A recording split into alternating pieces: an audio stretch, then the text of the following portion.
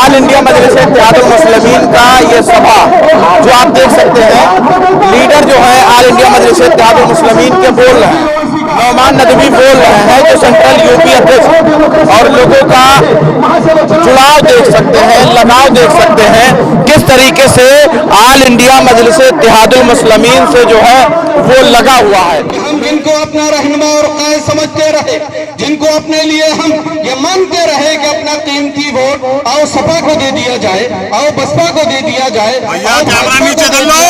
कांग्रेस को जिता दिया जाए, और जो भारत में चुनाव लड़ती है उनको दे दिया जाए, तो शायद हमारा मुस्तकबिल संवर जाए, फ्यूचर खिल जाए, अंधकार दूर हो जाए, रोशनी ही रोशनी हो जिंदगियों में, हमारे बच्चों के हाथों में कलम हो, किताब हो, दवा हो, दवात हो, हर चीज से वो संपन्न हो।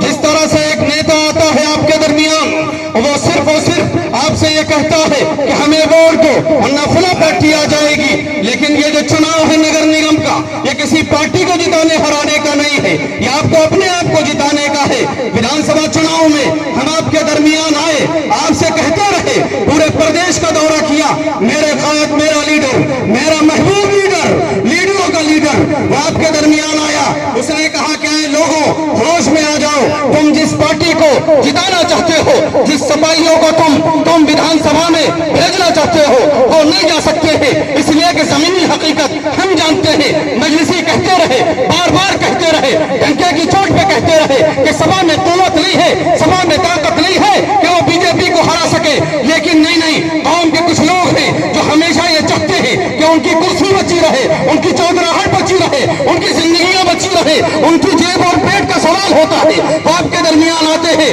तरह तरह से फंदे फेंकते हैं, तरह तरह से जाल बिछाते हैं, तरह तरह से आपके जहनों पे डकैती मारते हैं, आपकी आंखों से हक बात, सच बात और आपकी आंखों से वो हकीकत को सल्ब कर लेते हैं, हकीकत को आपको देखने नहीं देते हैं। चुनाव के वक्त वो फिर से आएंगे, विधानसभा चुनाव में वो आए थे, मुझे बताओ 85% वोट आपने दिया उस पार्टी को, क्या हुआ उसका भला? वो जीती? नहीं, वो बुरी तरह हार गई, वो शिकस्त उसको मिली, इसलिए कि हमारा आपका वोट तो उसके पास गया, लेकिन उसका जो कोर वोट था वो कहीं और चला गया। इसलिए कहता हूं कि हमारे आपके पास सिर्फ और सिर्फ वोट है, एक वोट है, इससे ज्यादा कुछ नहीं है, इससे ज्यादा मेरी और आपकी हैसियत कुछ नहीं है। सियासी कलम जब चलता है ना, जब सियासी अपना असल सियासी लोग अपना असल चेहरा दिखाते हैं, अपने असल चेहरे में सामने आते हैं, तो बड़े से बड़ा महल जमीन में धस जाता है, इज्जतें आबरू लूट जाया करती है। इसलिए कह रहा हूं कि आओ बाबा साहब के कलम को मजबूत करते हैं, आओ संविधान को मजबूत करते हैं, आओ डेमोक्रेसी का हिस्सा बनते हैं, आओ संविधान को सही मानों में नाफिज करते हैं। बाबा साहब ने कहा था कि लोगों, अगर तुम्हें अपने अधिकार चाहिए, हक चाहिए, तो वोट देने वाले मत बनो, वोट लेने वाले बनो। इसलिए कह रहा हूं कि विधानसभा चुनाव में धोखा खा चुके हो और फिर से धोखा खाओगे, फिर से किसी और के में आ जाओगे, फिर से किसी और को अपना रहनुमा तस्लीम करोगे, फिर से किसी और पार्षद को जिताओगे जो उनकी पार्टी से टिकट लेके आएगा, जो विधानसभा में लेके आया था, जिता के कुछ हासिल नहीं हुआ। तो मुझे बताओ कि इन पार्षद के चुनाव में उसको जिता के आप क्या हासिल कर लोगे?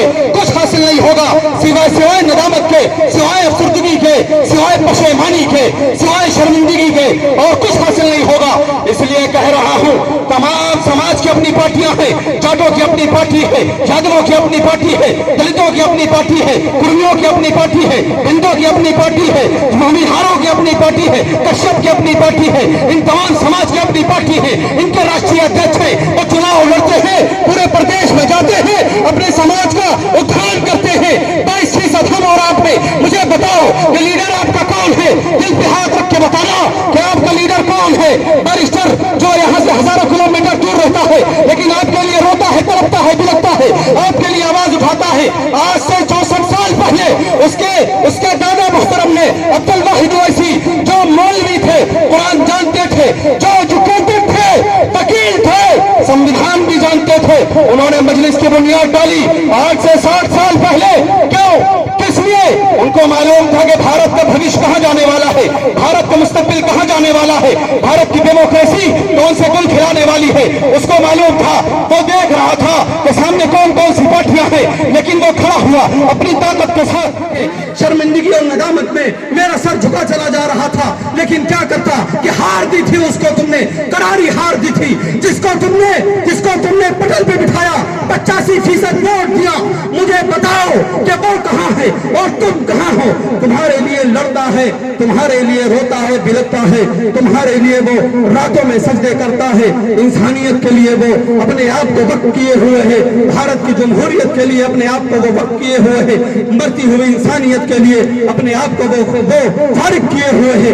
ऐसे लीडर की कदर करो। ऐ भारत के वासियों, तुमसे भी कहता हूं, तमाम भारतवासियों से कहता हूं, सत्ता उसके हाथों में दो, सत्ता उसके हाथों में दो। जमहूरियत कलम की लाज उसने रख रखी है, बाबा साहब के संविधान की लाज उसने रख रखी है। मजलूमों की एक आवाज है, मजलूमों की ललकार और पुकार है, मजलूमों की बेबाक आवाज है। इसलिए कह रहा हूं कि इस काली रात के बाद जब दिन का उजाला होगा, वादा करो अगर गैरत बाकी है तो हर एक के घर पे मजलिस का झंडा होगा, हर एक के घर मजलिस का झंडा होगा, हर एक के घर पे मजलिस का झंडा होगा। क्यों ना हो। जाओ देखो हैदराबाद जाओ, सुबह से कतारें लग जाती हैं।